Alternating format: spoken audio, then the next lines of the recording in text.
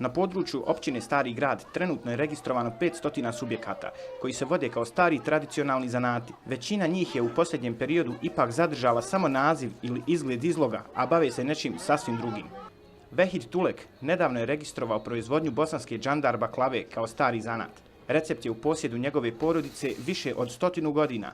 Kaže da je naišao na probleme prilikom registracije, odnosno vraćanja starog zanata. Zakoni su nepotpuni za registraciju nekih starih zanata, ako neko, kao u mom slučaju, želi da oživi neki stari zanat kojeg, nažalost, na baš čaršiji u gradu Sarajevu nije bilo.